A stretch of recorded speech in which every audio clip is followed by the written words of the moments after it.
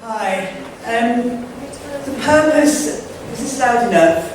Yeah. The purpose of this meeting is to debate the proposed changes to the Gender Recognition Act and specifically the implications for women and girls politically, legally and socially. Any changes in law to make it easier to self-identify your sex will also apply to children of any age and impact on children of any age. I will talk this evening about children as a distinct group, but given the subject of the event today, I will focus more on girls.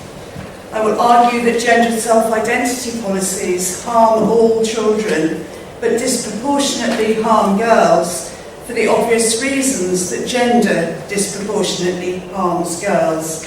And the loss of sex-based legal rights and protections, of course, impact more on girls than on boys. The issue of medical transition of children itself also requires a gendered analysis. Almost 70% of the children referred to the Tavistock Gender Clinic are girls. The ratio rises to over 74% in the teenage years. In comparison to these figures, in the late 60s, 90% of adult transsexuals were male. The explanation for the nearly 1,000% increase in referrals to the Tavistock Clinic just over the last 6 years, greater visibility of trans people and role models, does not explain why it is overwhelmingly teenage girls who are inflating these figures. Historically, the small number of children referred to gender clinics was composed primarily of boys, but since children have been taught that being a boy or a girl is a choice based on personal feelings, worldwide it is overwhelmingly girls who are exercising that choice, and they are doing so when they hit puberty. I will come back to that subject. First, I want to point out an anomaly in the calls for the Gender Recognition Act reform. While trans activists call for the demedicalisation of transgender, in the case of children, they campaign aggressively for affirmation, social transition, blockers and cross-sex hormones at ever earlier ages. So I'll start with the issue of medical transition of children and why, in my view, we should not be labelling children transgender. Transgender is an ideological label, it's not a clinical term. It's distinct from the clinical diagnosis of gender dysphoria. To call a child transgender is to make both a claim that the child's feelings represent material reality and an assumption about that child's future. They will not change. An analysis of all published research studies of children with gender dysphoria shows that, in fact, children, of course, do change. In fact, change is the one certainty of childhood. Around 80% of children will naturally come to be happy as the sex they were born, and this is true of even some of the most extreme cases. We can't know which children will persist and which children will desist. Opposite sex identity in childhood is overwhelmingly predictive of gay or lesbian sexual orientation in adulthood and not transgender. There's a huge range of reasons for identifying as the opposite sex in childhood, ranging from normal developmental exploration to difficult family dynamics, previous trauma, all the way to sexual abuse. This is why the established model of treatment for children is called watchful waiting, a developmentally informed approach which explores possible factors underlying a child's belief that they are the opposite sex and attempts to help a child resolve this disconnect between mind and body. Affirmation of preferred gender is a new approach associated with the full social transition of a child through name change and change of clothes, etc. This approach is informed not by research or evidence, but by social change, change which has been driven by the tactics of transgender activists to shut down debate and silence those in disagreement.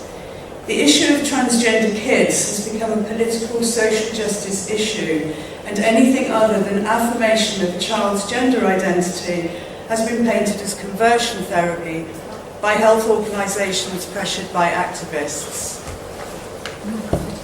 Stopped. Transgender organisations have consistently promoted the message that if a child is prevented from medically transitioning, they are at risk of suicide, and that puberty blockers are a fully reversible and safe way to buy time for a child to decide. There is no evidence that children will commit suicide if their parents fail to support them in taking a medical pathway, but of course the threat terrifies parents into feeling they have to. Affirmation and social transition has been shown to increase rates of persistence of gender dysphoria in children. And yet,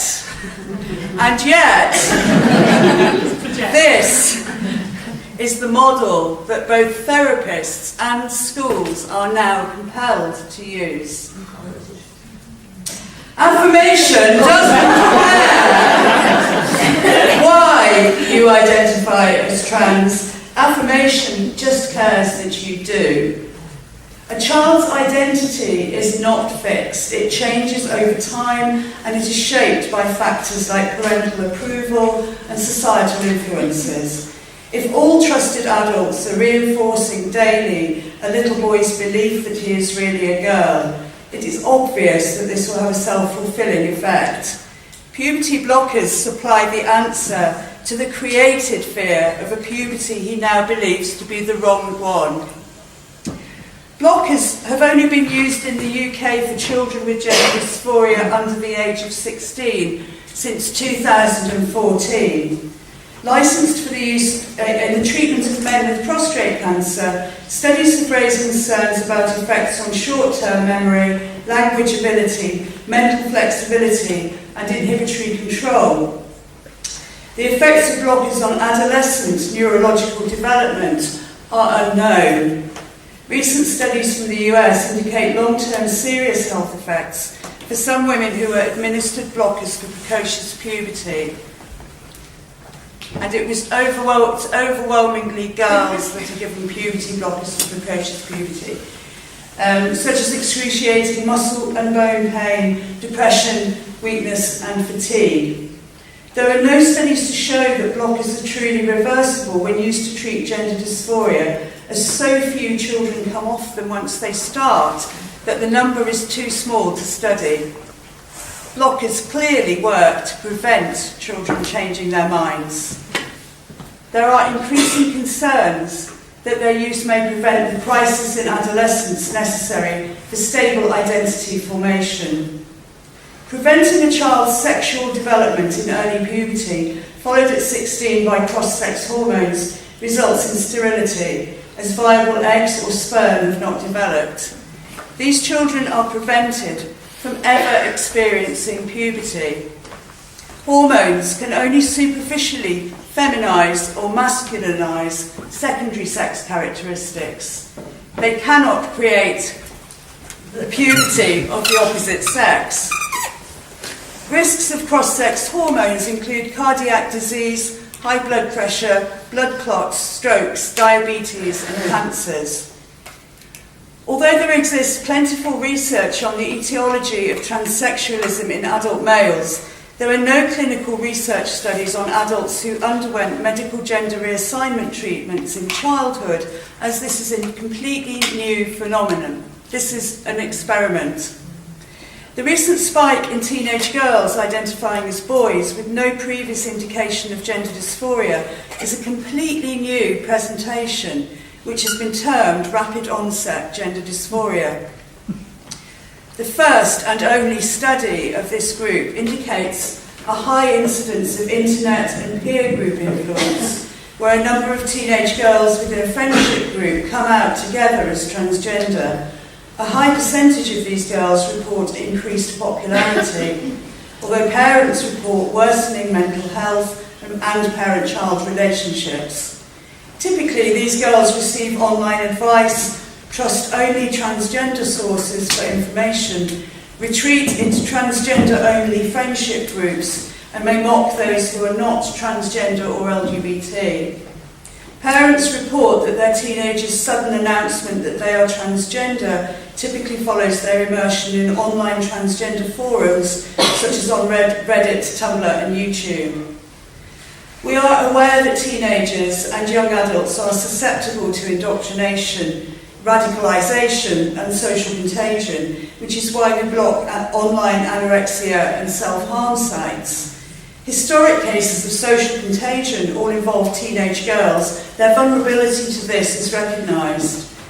The internet, however, is chock full of Tumblr bloggers and YouTube vloggers with hundreds of thousands of followers who are selling vulnerable young people the myth of transformation through cosmetic alteration of their bodies, including amputation of healthy body parts and a lifetime's dependency on powerful off-label hormones. The medical pathway itself has more serious effects for girls. So-called chest binders carry serious health risks and should be seen as a form of self-harm. In my view, they symbolically prevent girls from breathing. Testosterone has significant effects which are irreversible, such as male pattern baldness and body and facial hair growth and a masculinized voice. And of course, double mastectomy cannot be reversed. Recent reports of girls' mental health in the UK indicate that girls and young women are in crisis. Recently published evidence of the rate of sexual abuse and harassment in schools across the UK is a matter of national shame. Reports such as the recent Stonewall Schools report, which indicate high suicidal ideation in trans youth, serve to cover up the fact that the vast majority of these young people will be teenage girls, now hidden in the category transgender. It is recognised that young people presenting as trans have high rates of comorbidities, such as depression, anxiety, self-harming and eating disorders. The prevalence of young people on the autism spectrum is of great concern. Lynn will talk more about the fact that the majority of these young girls are lesbians. A transgender diagnosis not only prevents us from analysing this phenomenon within a model of adolescent girls' mental health, but denies the young person themselves normal duty of care under the new affirmative care informed consent model. There are over 260 funded trans youth support groups across the UK, which provide the tribe where our most vulnerable young people will be accepted, maybe for the first time, as long as they identify as trans. All transgender organisations advertise their support for gender non-conforming, gender questioning or gender variant youth, sweeping up all children who are different and don't fit in. Young people have been given only one way to conceptualise their feelings of disassociation and pain.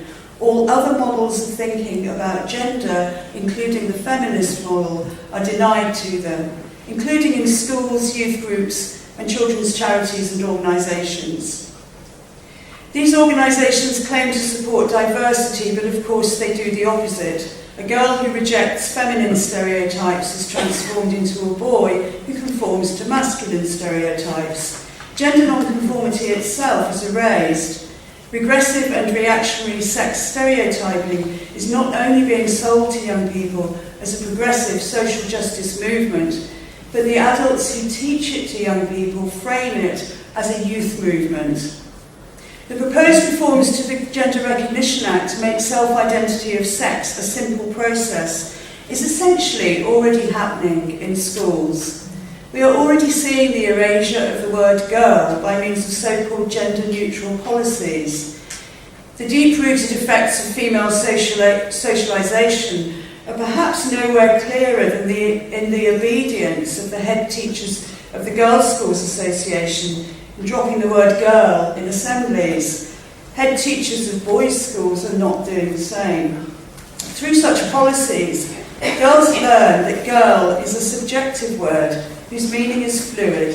It is a word we need to be careful of using lest it cause offence to others.